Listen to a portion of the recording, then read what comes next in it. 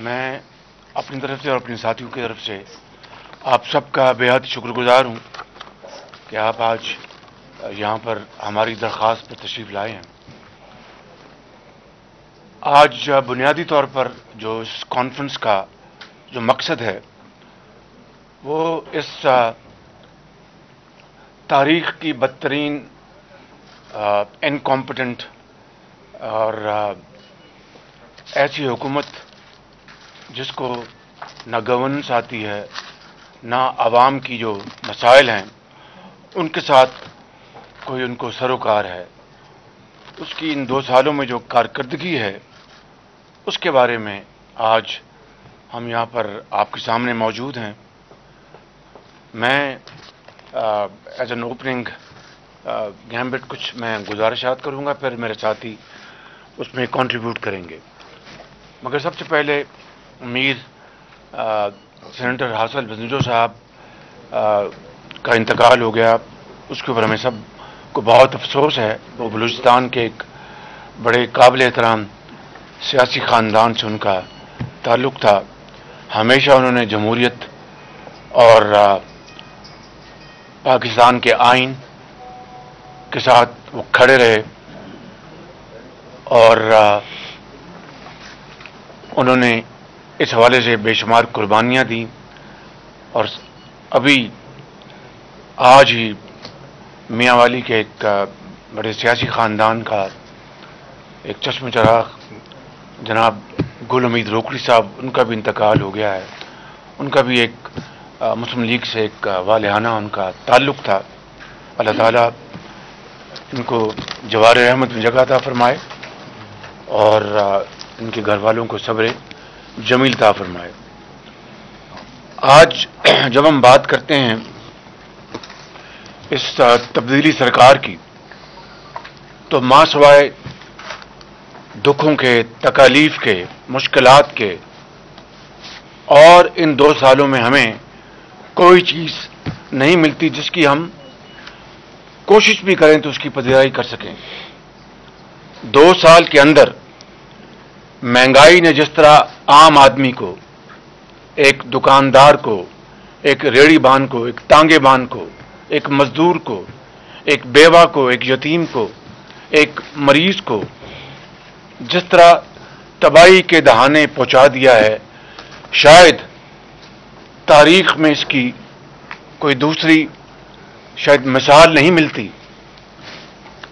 ہم یہاں پر اپنی خود نمائی کے لیے اکٹھے نہیں ہوئے، لیکن کیا کریں جب 2 سال ان کی جو کارکردگی ہے، پرفارمنس، اس کا موازنہ جب ہم P M L N government کے ساتھ کرتے ہیں میاں نواز شریف کی سربراہی میں، تو پھر یہ کہنا پڑتا ہے کہ نواز شریف کے پچھلے دور میں 2014 سے لے کر 2018 تک جو تاریخی ترقیاتی اور پاکستان کے عوام کی خوشحالی کے لیے جو اقدامات اور جو منصوبے تاریخ کی سب سے عام ترین موقع کے اوپر اور بڑی برکتاری سے مکمل ہوئے، اس کی 72 سال میں اس کی کوئی دوسری نظیر نہیں ملتی۔ چاہے وہ ہزارہ کی موٹر وے ہو، چاہے وہ ملتان سکھر موٹر وے ہو۔ آج میں آپ کو بتاتا ہوں، مجھے مسافر ملے جو لاہور سے کراچی گئے یا کراچی سے لاہور آئے اور انہوں نے بائی روڈ ٹریول کیا۔ انہوں نے کہا کہ میاں صاحب یقین کریں کہ اگر سکھر حیدرآباد جو ٹکڑا ہے جو مکمل ہو جائے تو جو ایئر لائنز کے جو مسافر ہیں آدھے سے زیادہ وہ بائی روڈ ٹریول کریں کہ اتنی شاندار اور اتنی آسودگی اور کمفرٹ سے لوگ یہ فاصلہ طے کر سکتے ہیں اپنا گھنٹوں میں۔ آپ بتائیے کہ یہ کوئی معمولی بات ہے؟ گوادر پورٹ کو لے لیں، سی پیک کے منصوبوں کو لے لیں، اس حکومت کی اگر سب سے بڑی میں سمجھتا ہوں کہ ان کے خلاف بات جاتی ہے تو انہوں نے اپنا سی پیک کا جس طرح مذاق اڑایا، تضحیک کی اور الزامات لگائے۔ یہ کوئی میں رام کہانی تو بیان نہیں کر رہا، یہ floor the house per, us assembly کے فلور دی ہاؤس پہ سی پیک کے خلاف کس طرح کے الزامات لگائے گئے، اور آج تک ایک دھیلے کی کرپشن، ایک دہلی کی کرپشن ثابت نہیں ہو سکی، الٹے ہو گئے، ان کے جو حواری ہیں وہ الٹے ہو گئے. لیکن چاہے وہ آپ کے ایل این جی کے پروجیکٹس ہیں، چاہے وہ پائپ لائن آئی کراچی سے اپ کنٹری 1000 کلومیٹر، چاہے وہ سی پیک کے منصوبے ہیں، چاہے وہ دوسرے منصوبے ہیں، مجھے بتا دیجئے کہ کسی ایک منصوبے میں اس نواز شریف کے تیسرے دور میں، چاہے وہ وفاق کے منصوبے ہیں یا چاہے وہ پنجاب کے منصوبے ہیں، ایک دھیلے کی، ایک دمڑی کی کرپشن لے کے آئے اور اس کے مقابلے میں اور کتنا پروپیگنڈا کیا ہمارے خلاف، کتنا پروپیگنڈا کیا ہمارے خلاف کہ شاید اس کی بھی کوئی دوسری مثال نہیں ہے. مگر ہم اللہ تعالیٰ کا جتنا شکر ادا کریں وہ کم ہے کہ وہ بات نہ ٹھہر سکی، نہ وہ بات ثابت ہو سکی. اور آج اس کے مقابلے میں آپ دیکھیے کہ چینی کی قیمت 100 روپے سے اوپر چلی گئی ہے اور چینی اب امپورٹ کی جا رہی ہے. پہلے لاکھوں ٹن ایکسپورٹ کی گئی اور اس کا فورن ایکسچینج کمانے کا مقصد نہیں تھا. وہ روپیہ جو ڈی ویلیو ہو رہا تھا، روپے کی جو قدر میں کمی ہو رہی تھی، وہ ہر کلو جو چینی ایکسپورٹ ہو رہی تھی اس سے وہ ونڈ فال جو تھا وہ ان کی جیبوں میں جا رہا تھا. اربوں خربوں روپے، یہ ساری باتیں ہمارے ساتھی بتا چکے ہیں، میں وقت نہیں ضائع کروں گا. مگر آج اس وقت چینی ایکسپورٹ کی اور ایکسپورٹرز کو اپنا جو فارمر ہے، جو کاشتکار ہے، اس کی قیمت پر اس کو سزا ملی اور جو مینوفیکچرر یا ایکسپورٹرز ہیں ان کی جیبوں میں اربوں روپیہ چلا گیا اور آج چینی امپورٹ کی جا رہی ہے. یہ تاریخ میں پہلی مرتبہ ہے 72 سال میں کہ گندم کی کٹائی کا سیزن ابھی ختم نہیں ہوا کہ گندم اویلیبل نہیں. اور یہ میں نہیں کہہ رہا، ان کے ایک جو وزیر ہیں انہوں نے فلور آف دی ہاؤس پہ یہ بیان دیا کہ 66 لاکھ ٹن گندم ہم نے اکٹھی کی، گئی کہاں؟ یہ وہ خود کہہ رہے ہیں کہ گئی کہاں، وہ کس سے پوچھ رہے ہیں؟ گندم جہاں گئی ان کو پتا ہونا چاہیے، جدھر سمگل ہوئی ان کو پتا ہونا چاہیے. آج لوگ آٹے اور گندم کو ترستے ہیں، آسمان سے قیمتیں باتیں کر رہی ہیں. اسی طریقے سے آپ پیٹرولیم کی تیل کی قیمتوں کو لے لیں،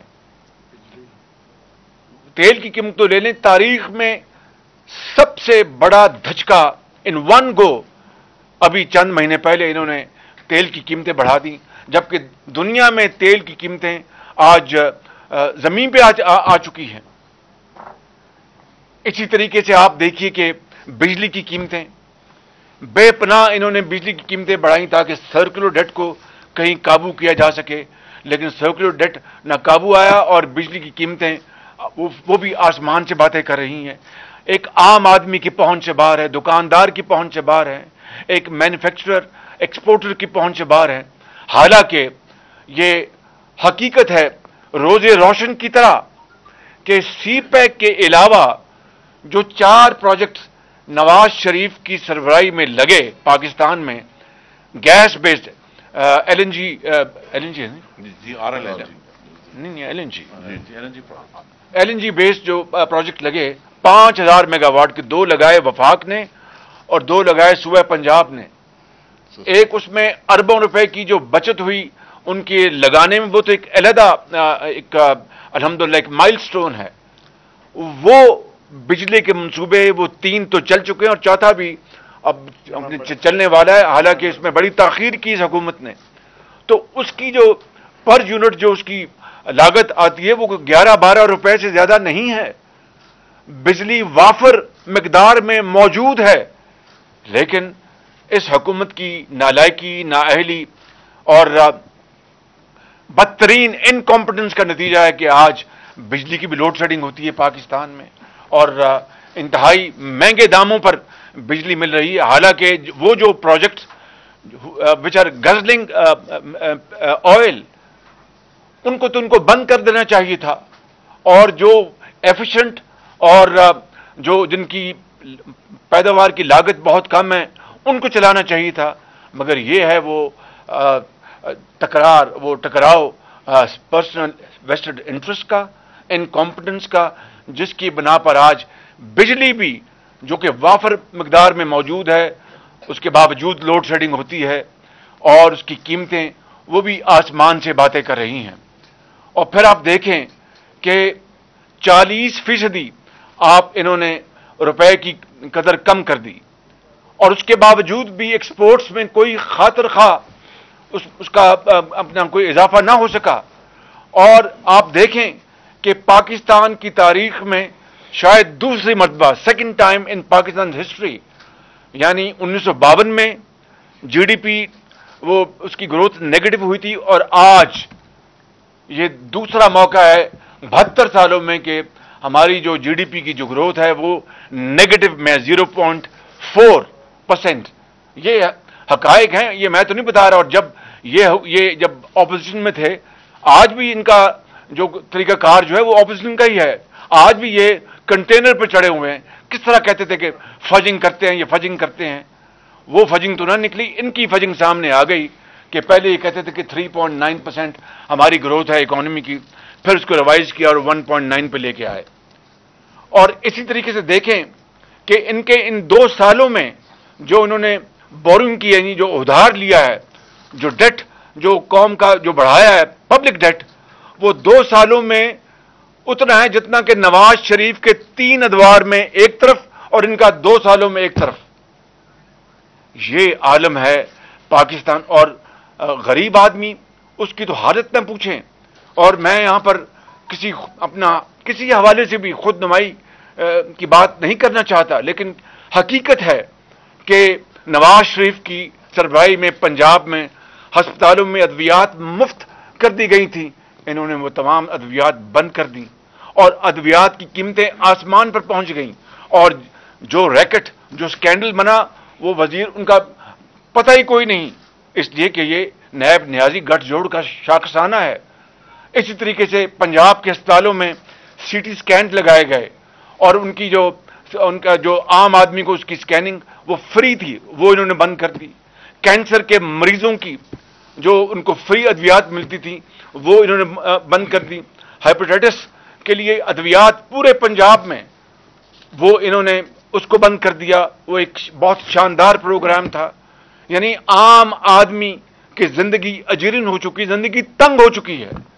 اور جو اشرافیہ ہے وہ ان کے ارد گرد بیٹھے ہیں، ان کے اپنی کابینہ میں وہ لوگ موجود ہیں جو کہ دودھ سے دھلے ہوئے ہیں، ان کو کوئی نہیں پوچھ سکتا. یہ سلیکٹو، ہم کوئی اکاؤنٹیبلٹی کے خلاف نہیں، کوئی منصفانہ اور ٹرانسپیرنٹ اور نظر آتا ہوا احتساب کے کوئی خلاف نہیں، لیکن اکاؤنٹیبلٹی کے نام پر وچ ہنٹنگ اور اپوزیشن کو دیوار سے لگایا جانا، یہ پوری قوم یہ تماشا دیکھ رہی ہے. تو میں سمجھتا ہوں کہ آج وہ جو نیا پاکستان تھا، لوگ آج پرانے پاکستان کو ترس رہے ہیں. وہ آج جو تبدیلی تھی، تبدیلی نے لوگوں کی زندگی تباہ کر دی ہے. وہ لاکھوں لوگ جو تعلیم کے وظائف حاصل کرتے تھے، لاکھوں بچے اور بچیاں، مجھے یاد ہے آج بھی 2018 تک کی جو فگر تھی پنجاب ایجوکیشن انڈاؤمنٹ فنڈ کی، 20 ارب روپے کے وظائف بچوں اور بچیوں کو دیے گئے جو ہونہار تھے میرٹ کے اوپر. لاکھوں جو لیپ ٹاپس دیے گئے out standing shining boys and girls کو میرٹ کے اوپر. اور اعلیٰ درسگاہوں میں مفت تعلیم ان کو انشور کی گئی میرٹ کے اوپر. اس سارے نظام کو انہوں نے تباہ و برباد کر دیا. اور آج گلیوں اور بازاروں میں لوگ اپنا ایک وقت کی روٹی کو ترستے ہیں. اور پھر خارجہ محاذ پہ بھی بتائیں گے، جو خارجہ محاذ پہ جو فوپاس ہوئے ہیں وہ کوئی کم نہیں ہیں. پہلے ہم نے چین اور سی پیک کے حوالے سے جو کچھ کیا وہ پوری قوم کے سامنے میں بتا چکا ہوں. پھر ہمارے ایک انتہائی قریبی دوست سعودی عرب سے کے بارے میں جو وزیر خارجہ نے جو کچھ کہا وہ اتنا غیر مناسب تھا کہ جو عقل جو ہے وہ دنگ رہ گئی کہ ایک منجا ہوا آدمی اس طرح کی بات کس طرح کر سکتا ہے، اور کس طرح تعلقات اپنا ان سے بگاڑنے میں کس حد تک وہ چلے گئے. اور چین جو پاکستان کا وہ ایک روایتی نہیں بہت ہی بااعتماد ساتھی ہے، اس کو اس طرح ناراض کرنا اور آج اپنا چائنا کے اپنا وہاں پر جانا، یہ چیزیں جو ہیں یہ میں سمجھتا ہوں کہ یہ دیر پا نہیں ہوتی. وہ سب سمجھتے ہیں اندر سے کہ یہ ہم سے کیا کر رہے ہیں. دس از آل شارٹ ٹرم، یہ کوئی لانگ ٹرم اپروچ یا پائیدار اپروچ نہیں ہے. تو میں سمجھتا ہوں کہ آج اس حوالے سے آج ہم یہاں پر اکٹھے ہوئے ہیں. میں زیادہ وقت نہیں لینا چاہتا، میں صرف بات کو ختم کروں گا اپنی صرف ایک دو اور گزارشات کر کے کہ اس وقت کووڈ سے آنے سے پہلے لاکھوں لوگ بے روزگار ہو چکے تھے ان کی مکمل انکمپٹنس اور نالائکی کی بنیاد پر. کووڈ کے بعد تو ظاہر ہے کووڈ کا بھی ایک اپنا میسو نیگیٹو امپیکٹ ہوا ہے اور اب لاکھوں لوگ اور بے روزگار ہونے جا رہے ہیں بدقسمتی سے. اللہ تعالیٰ I hope I am proven wrong, but حقیقت یہ ہے. اور پھر کاروبار ٹھپ ہے، دکاندار چلا رہا ہے، اور جو نیب نیازی گٹھ جوڑ نے پشاور سے لے کے کراچی تک پوری کی پوری جو ہماری جو انویسٹمنٹ جو کمیونٹی ہے اس کو خوف زدہ کر دیا ہے. افسر شاہی کام کرنے کو تیار نہیں، اور جو جس طرح کے الزامات دیے جا رہے ہیں، جس طرح کی دن رات، اور شبلی فراز جیسا میرے دل میں ان کے لیے احترام ہے، میرے وہ کولیگ ہیں، میں خود حیران ہوں کہ وہ کس کی زبان بول رہے ہیں شبلی فراز.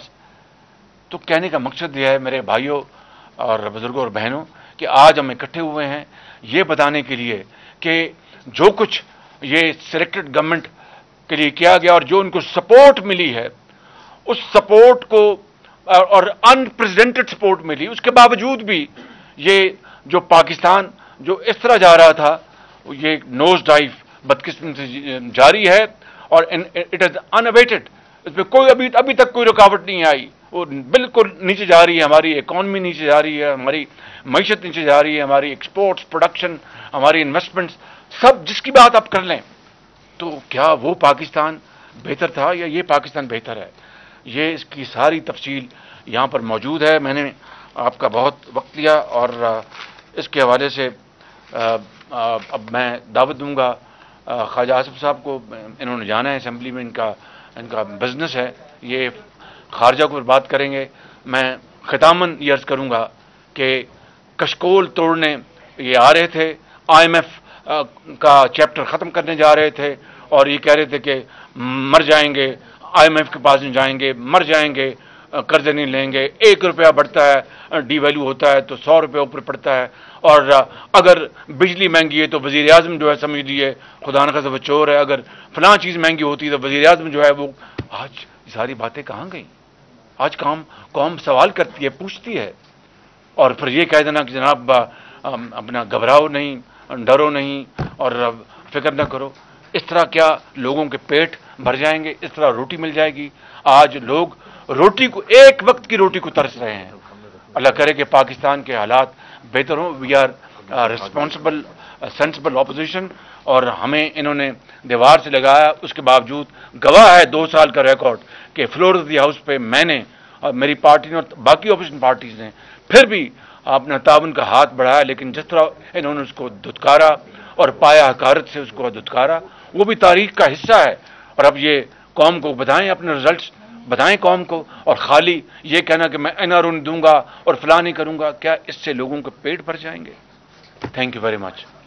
سر ایک دفعہ کھڑے ہو کے یہ رپورٹ اگر آپ لانچ پکڑ کے ایک دفعہ آپ کھڑے ہو کے بس لانچ. یہ رپورٹ ہے جی، آج ہم آپ کو ڈسٹریبیوٹ کریں گے.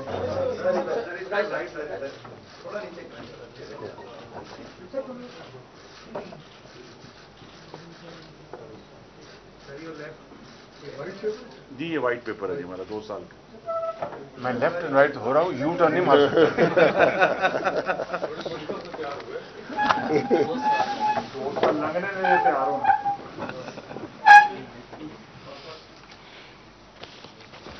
بسم اللہ الرحمن الرحیم. میں مختصراً جو فارن پالیسی فیلیئرز ہیں اس موجودہ حکومت کے پچھلے 2 سال میں، میں ان پہ مختصراً تھوڑا سا آپ کی خدمت میں کچھ عرض کروں گا. سب سے بڑا فیلئر پچھلے 2 سال میں جو فارن پالیسی کا ہے وہ کشمیر ہے.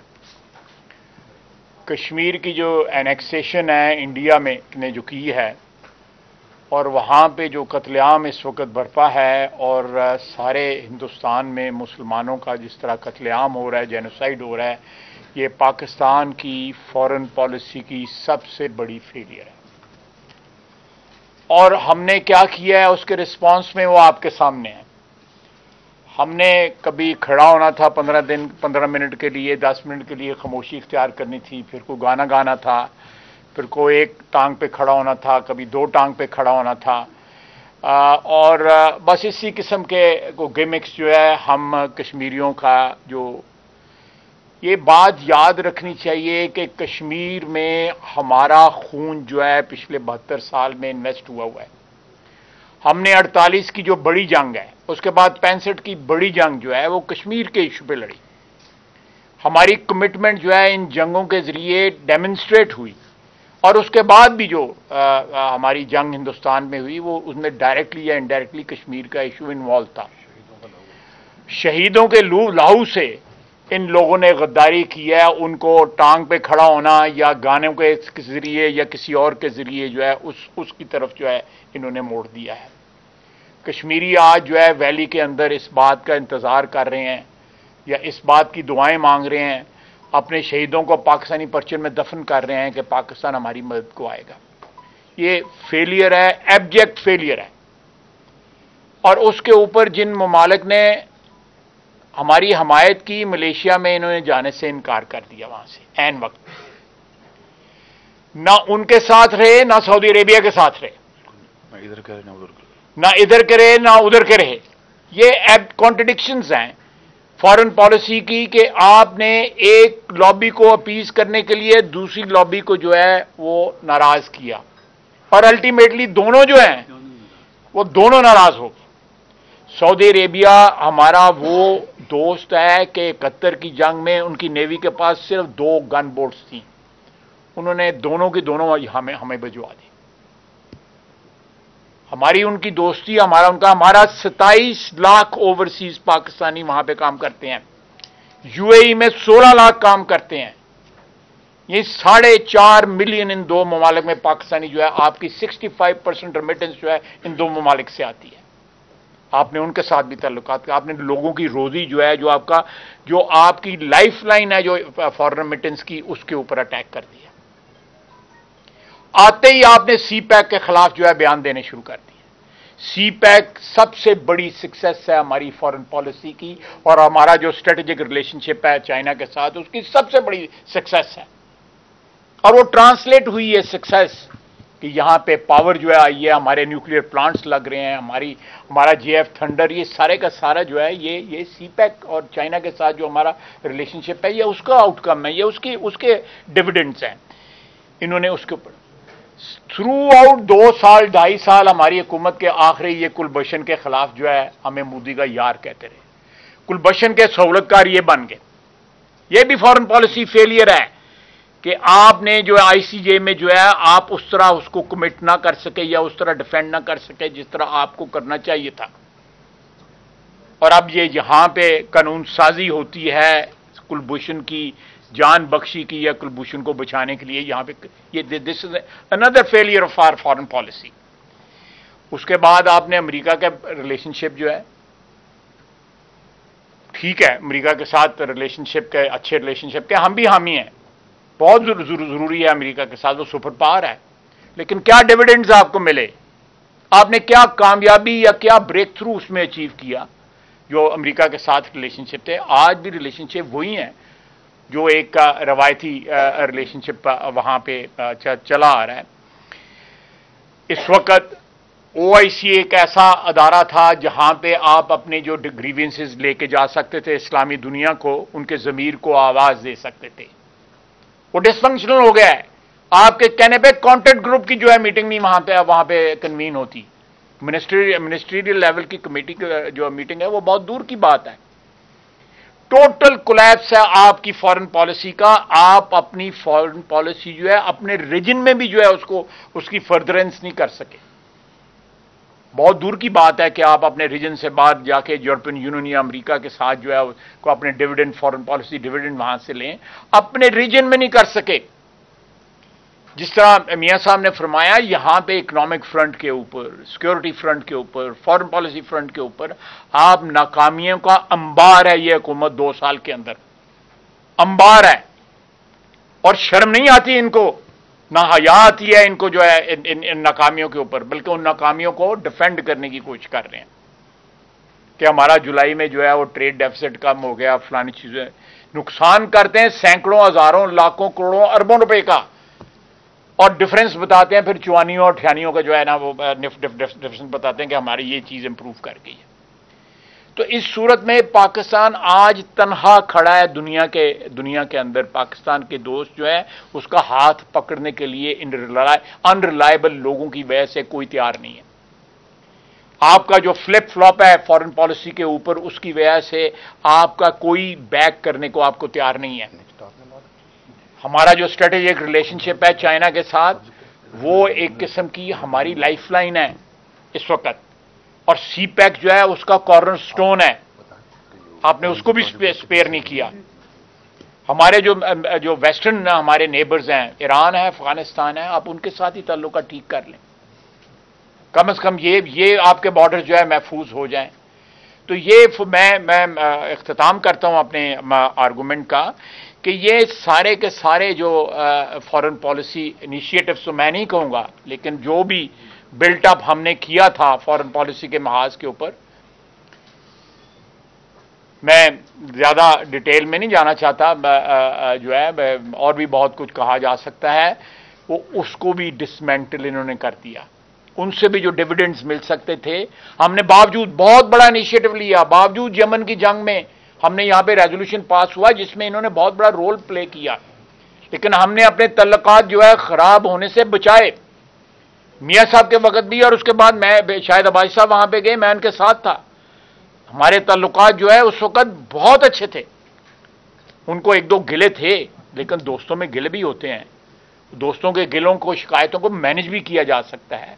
इस तरह नहीं किया जा सकता कि आपका फॉरेन मिनिस्टर जो है, एक आपका 72 साल पुराना दोस्त जो है, आपका जो एक दरीना साथी जो है, अच्छे बुरे वक्तों में आपके काम आया हुआ है, अगर कोई थोड़े गिले शिकवे हो गए हैं तो ये जबान नहीं इस्तेमाल करते।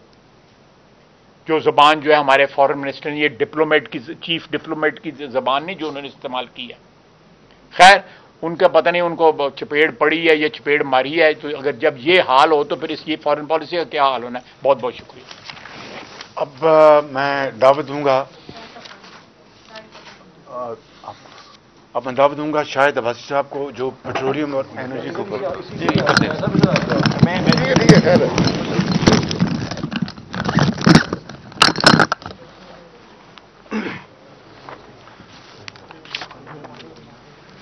बिस्मिल्लाहिर्रहमानिर्रहीम।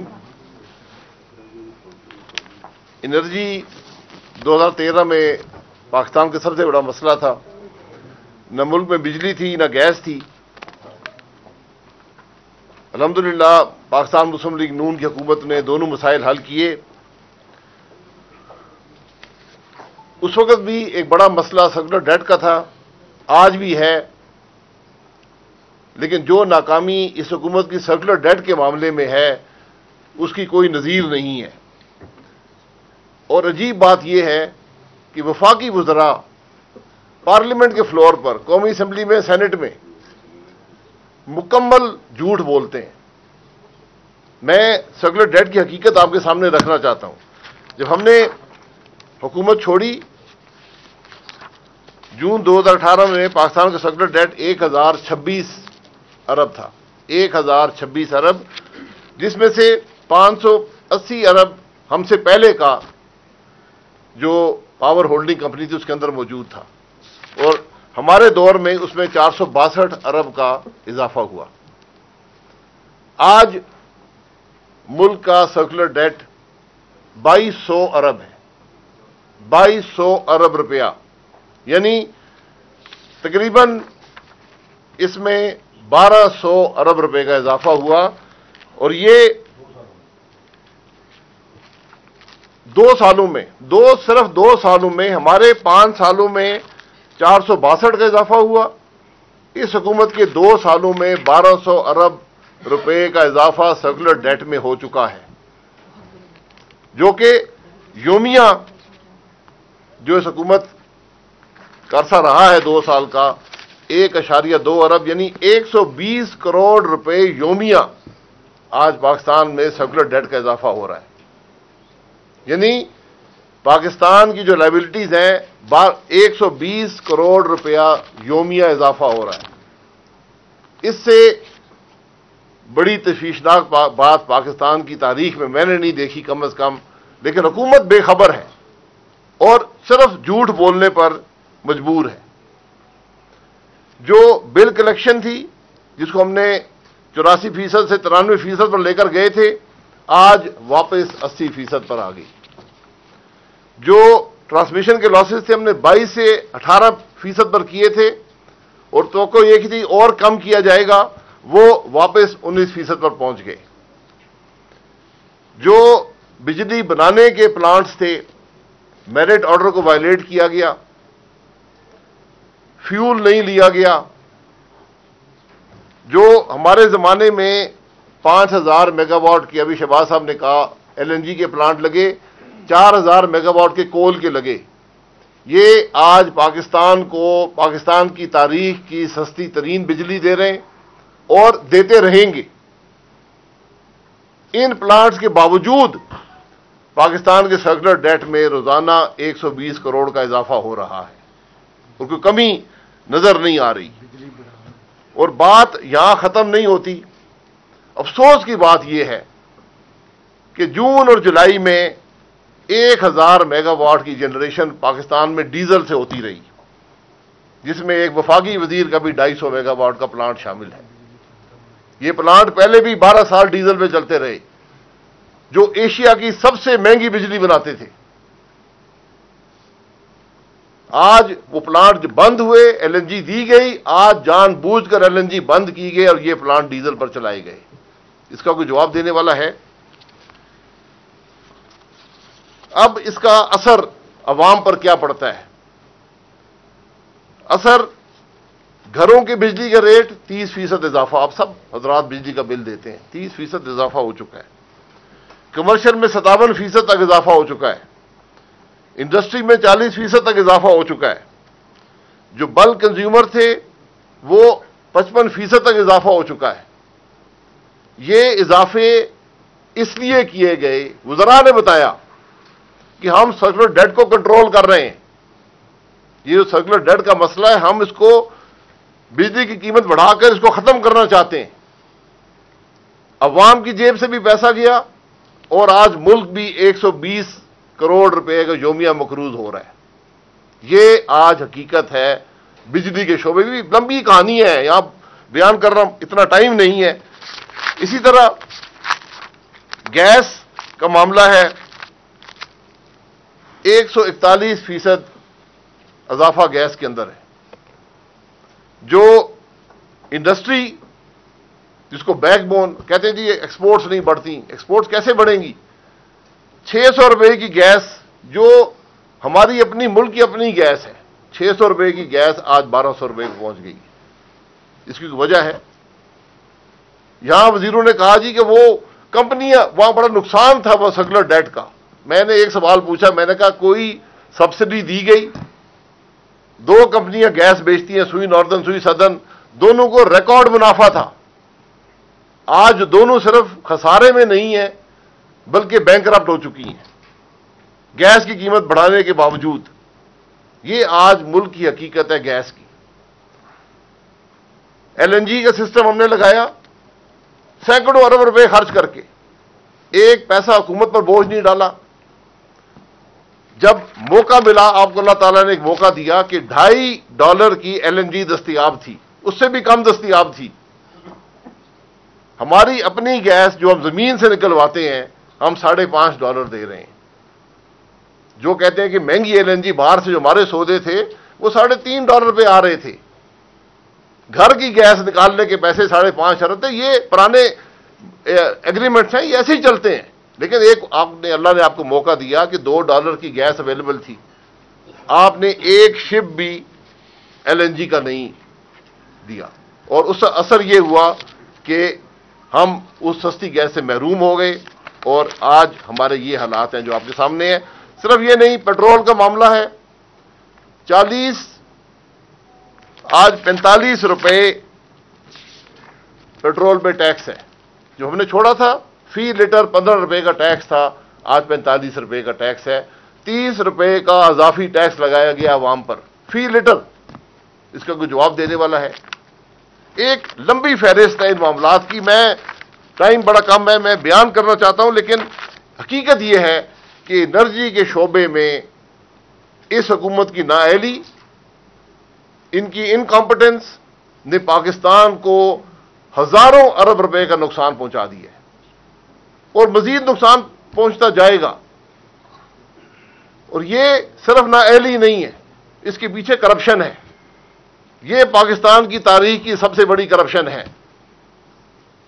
جب وزراء کے پاور پلانٹ ڈیزل پہ چلیں گے، جب ان کے پلانٹ مہنگی بجلی دیں گے تو فائدہ کس کو ہوگا؟ آج بات صرف نااہلی کی نہیں ہے، وہ فرنس آئل جس کو بند کیا گیا پاکستان میں، بین لگایا کیبنٹ نے فرنس آئل امپورٹ کر کے، ان ایفیشینٹ پلانٹ چلائے گئے، ڈیزل کے پلانٹ چلائے گئے، ایل این جی نہیں لی کہ وہ سستی بجلی بناتی، اور آج کہتے ہیں جی عوام کو فائدہ پہنچائیں گے، عوام کی جیب سے بھی ڈاکہ، ملک پر بھی ڈاکہ۔ یہ انرجی کی حقیقت ہے۔ بہت شکریہ۔ اب میں نیکسٹ اسپیکر جو سابق وزیر خزانہ مفتاح اسماعیل صاحب کو 5 منٹ کا ٹائم ہے۔ نہیں، اکانومی پہ تو بہت ٹائم لگے گا۔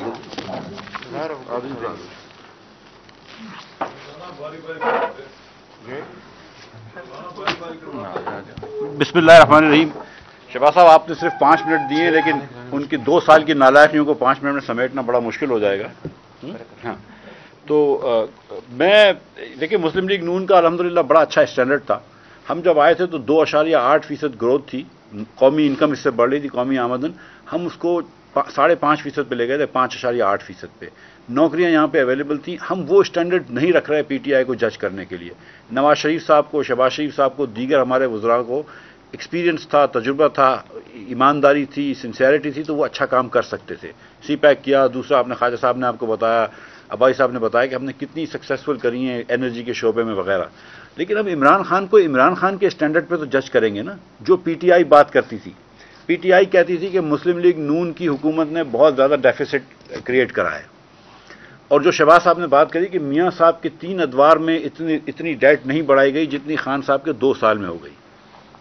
اب آپ یہ دیکھیے کہ ہم نے 5 سالوں میں 10,000 ارب روپے قرض بڑھایا اس قوم کا، جس کے اندر ہم نے بکی، بلوکی، حویلی، بہادر شاہ لگایا، 1700 کلومیٹر موٹر ویز بنائے، 2 LNG کے ٹرمینلز لگائے، کول کے پلانٹس لگائے، گوادر کے اندر پورا گوادر چینج کر دیا، اور انہوں نے 2 سال کے اندر صرف 2 سال میں 12,000 ارب روپے کا قرض بڑھایا ہے۔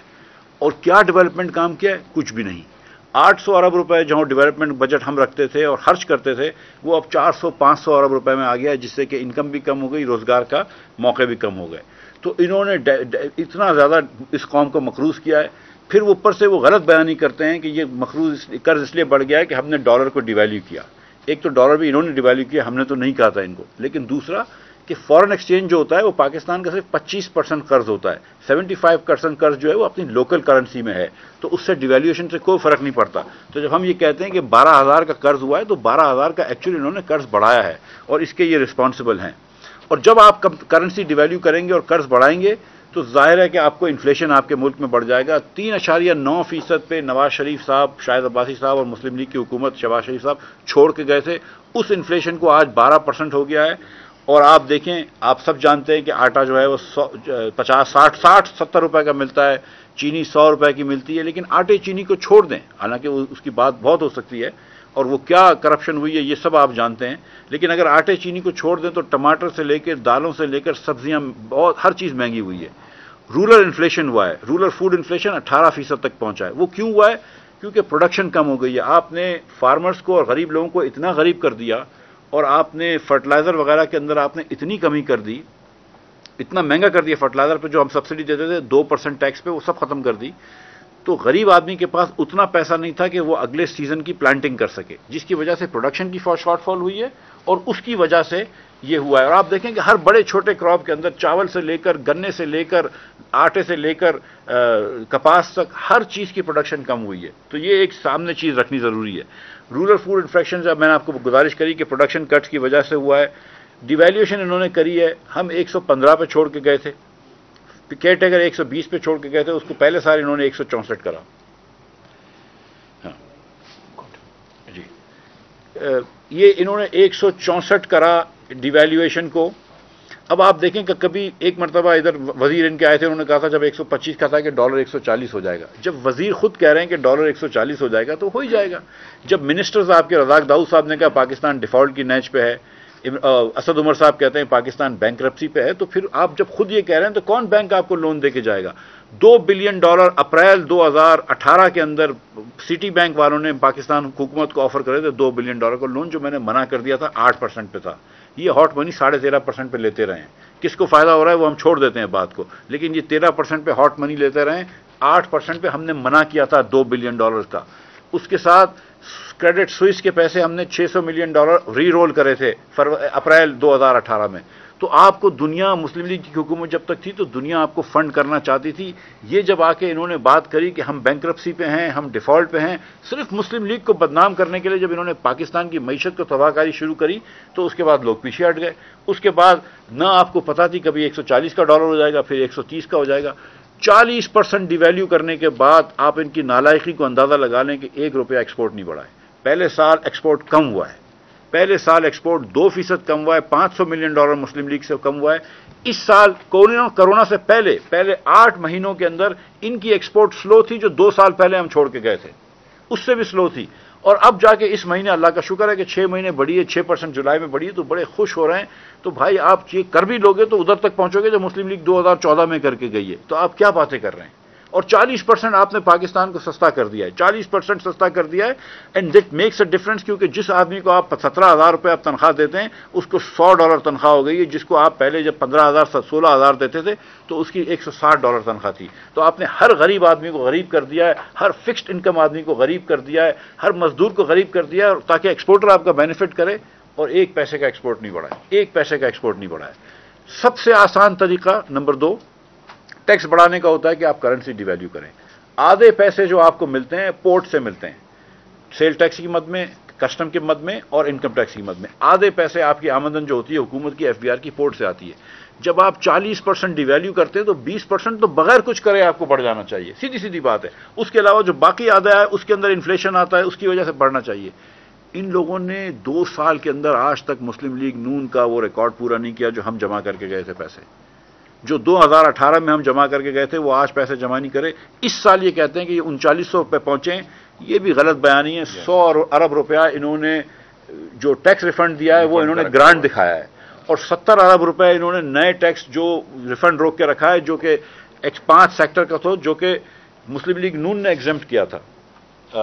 تو مسلم لیگ نون نے ایگزمپٹ کیا تھا 5 سیکٹر کو, ایکسپورٹ کے سیکٹرز پہ انہوں نے ٹیکس لگا دیے ہیں.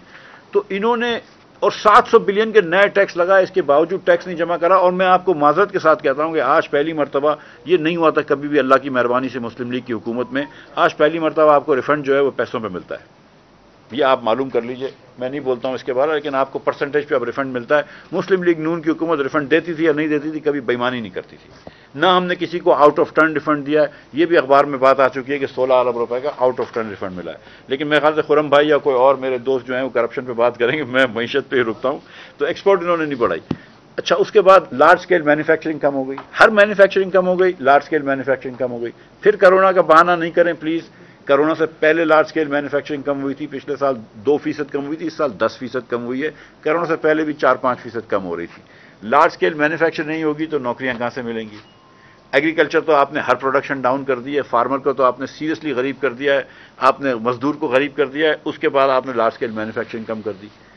اور جب معیشت پوری رک گئی تو امپورٹ کم ہو گیا. امپورٹ کم ہو گیا تو یہ بولتے ہیں اچھا کرنٹ اکاؤنٹ ڈیفیسٹ کم ہو گیا. اب مجھے اگر آپ 1 منٹ دیں تو کرنٹ اکاؤنٹ ڈیفیسٹ کیا ہوتا ہے؟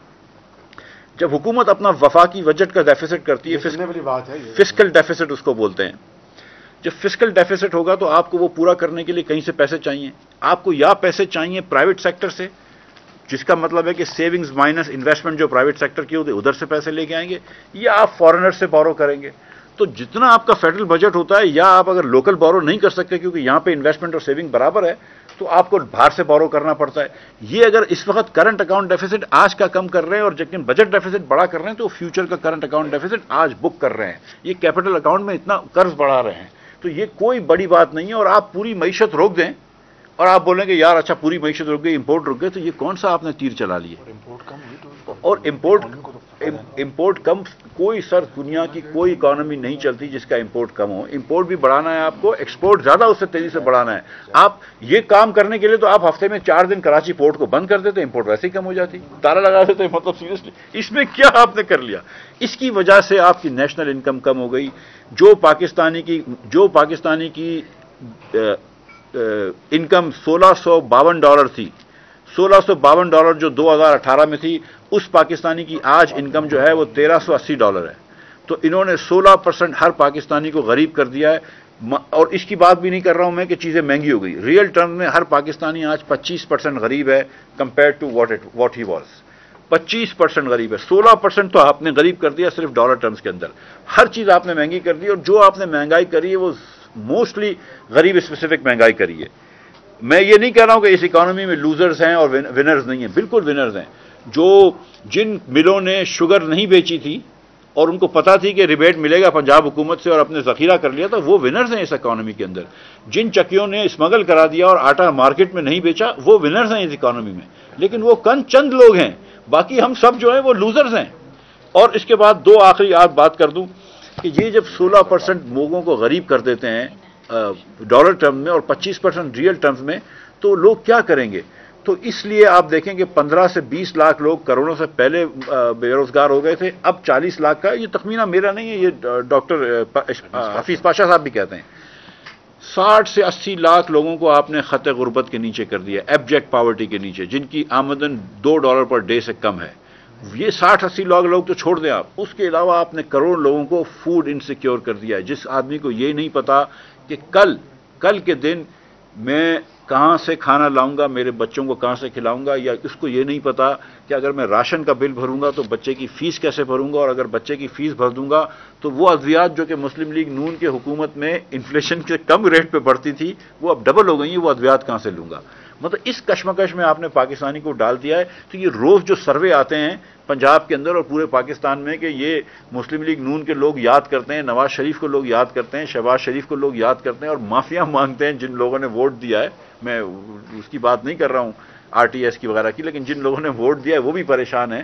تو یہ اس لیے پریشان ہے کہ یہ ان کی ایپک مس مینجمنٹ ہے. آخری بات میں آپ کو کہوں گا کہ پاکستان کی تاریخ میں صرف 2 سال ایسے نکلے ہیں جس میں 9% سے زیادہ بجٹ ڈیفیسٹ ہوا ہے. صرف 2 سال ایسے نکلے ہیں، یہ دونوں سال PTI کے اندر ہوئے ہیں.